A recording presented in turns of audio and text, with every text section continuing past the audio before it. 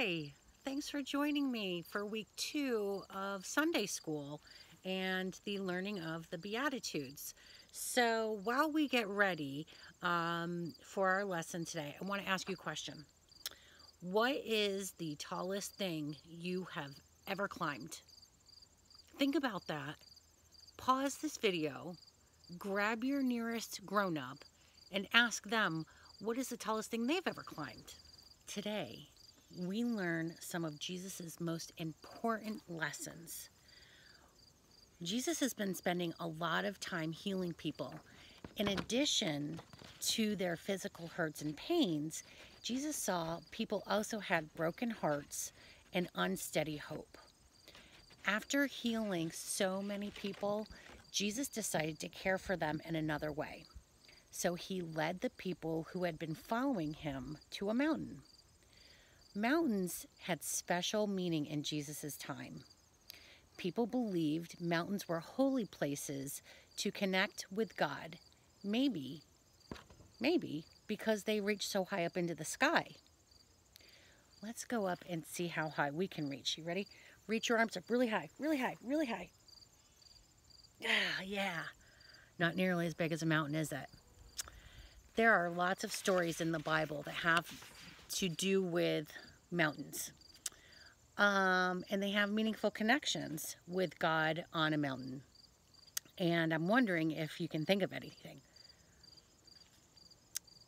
And to help you out, I'll give you a couple. There was the Moses receiving the 10 Commandments, Elijah witnessing God's presence through silence, and one other one would be, Jesus's configuration. Jesus knew mountains reminded people of God and God's presence with them. So he chose a mountain as a good place to give an important lesson. Sometimes an important lesson can be called a sermon. A sermon is a talk meant to teach and help people grow in their relationship with God. People were so committed to Jesus that they climbed the mountain to listen to what he had to say. Now, there are many ways that you can move up a mountain. Some people hike, and for you at home, let's go ahead, and hiking is going to be like marching in place, right? Moving your arms and marching in place. And some people, when they climb mountains, they use ropes. So we can, at home, we'll use features like this to climb ourselves up with ropes. Some people can roll with a hiking wheelchair. So if you want to do that, your motion for hiking with a chair will be rolling arms. And some people just climb. It's a free solo type climbing. So we'll climb, and we'll climb like this, moving our legs. So we're going to hike to our mountaintop for our lesson again. So I want you to choose one of the methods, either hiking or rope climbing or wheelchair hiking or just climbing like this. Choose which ones you're gonna do. And we're gonna set off. You ready? I'm hiking a trail and I'm gonna show you the way.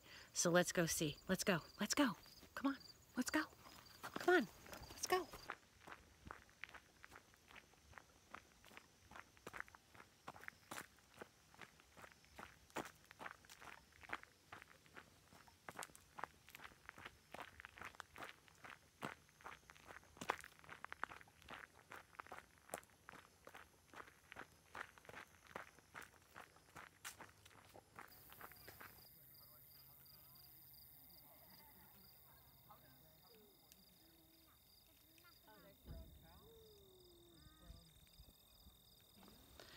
Wow, look where we made it to.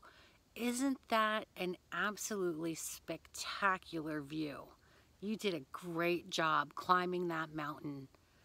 So great. Look, it's just breathtaking. I'm overwhelmed at the beauty. Okay, so let's find a seat and settle down a little bit. We just worked really hard to get to the top of our big climb. So in today's sermon, in today's lesson, it's about the mountain. And it's one of Jesus's first recorded sermons. And Jesus lists 9 ways people are blessed. Now remember, to be blessed meant to be happy and satisfied. And people often thought being happy or content was the result of their situation or how their life was going for them. But as we know, Jesus likes to turn what we think we know upside down on its head and turn it all topsy-turvy and to show us a new way of thinking. So we're going to read Jesus's teachings together. When Jesus saw the crowds, he went up the mountain, and after he sat down, his disciples came to him. Then he began to speak and taught them the saying, "Blessed are the poor in spirit, for theirs is the kingdom of heaven. Blessed are those who mourn, for they will be comforted. Blessed are the meek, for they will inherit the earth. Blessed are those who hunger and thirst for righteousness, for they will be filled. Blessed are the merciful, for they will receive mercy. Blessed are the pure in heart, for they will see God. Blessed are the peacemakers, for they will be called children of God. Blessed are those who are persecuted for righteousness' sake, for theirs is the kingdom of heaven. Blessed are you when people revile you and persecute you and utter all kinds of evil against you falsely on my account. Rejoice and be glad, for your reward is great in heaven. For the same way they persecuted the prophets who were before you." Wow. The people listening to Jesus were astonished. Some were confused. Some were very surprised. Some were relieved. People who were mourning and were very sad were blessed. Happy to the fullest? Meek, gentle people received power over the earth? This is completely opposite of what everything in their culture at that time said was true.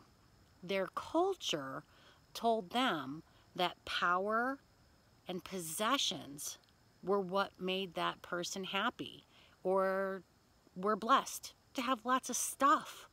That's what it was back then. But Jesus is telling them something completely different. And let me ask you this. Did you notice something about each one of the Beatitudes? They were written in 2 parts. The first part, Jesus makes a statement, and then he gives a promise. So for example, Jesus makes the statement, "Blessed are the poor in spirit." Then Jesus gives a promise, "For theirs is the kingdom of heaven."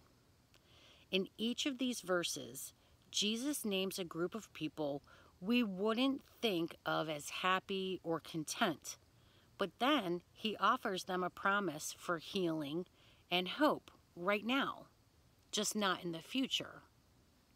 It's coming for them right now. The way Jesus promises these blessings is his way of bringing God's kingdom to us in the here and now. Wow, that's a lot. So what we're going to do is take some time and think about all of this, and then we're going to talk about each one so that we really get a clear understanding of what exactly Jesus is trying to teach us. But for right now, I would like to send you a blessing. So remember, I want you to hold out your hands.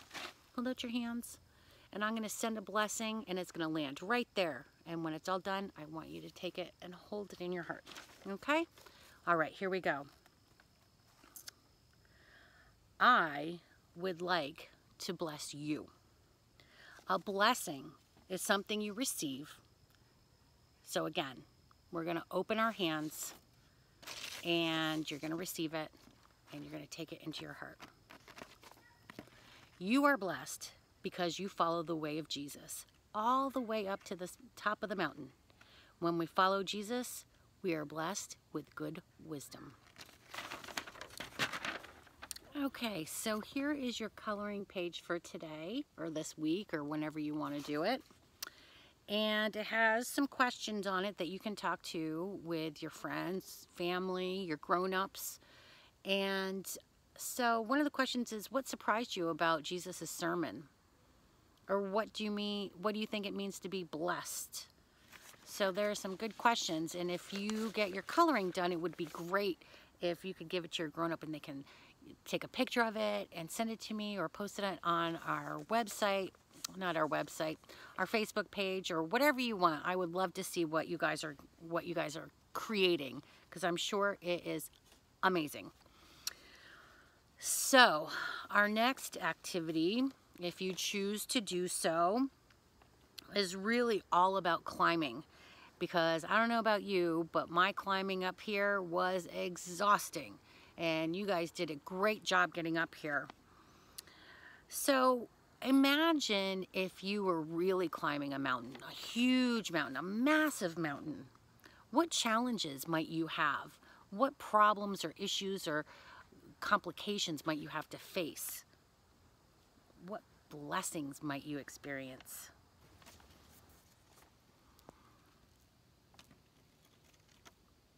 I just got to share this with you because it was just such a great moment. I'm here on the trail, and some very nice people walked by, and there was this one gentleman who's actually running this trail, which is crazy. But he was super nice, and we just had this nice little chat about what I'm doing, and I told him, and he said, a little blessing for me while I'm trying to bring a blessing to you. Ugh, I love the power of God. It's just so wonderful. So anyway, let's talk about climbing, because we did some major climbing today, and it's exhausting, and it comes with challenges. So what do you think makes climbing a mountain difficult? And what blessings might you experience? I mean, there's a lot of things that can happen, good and bad. Climbing can be dangerous. So let me give you a couple scenarios to think about. And then you discuss with your grown-ups what you think are the challenges and the blessings of these situations.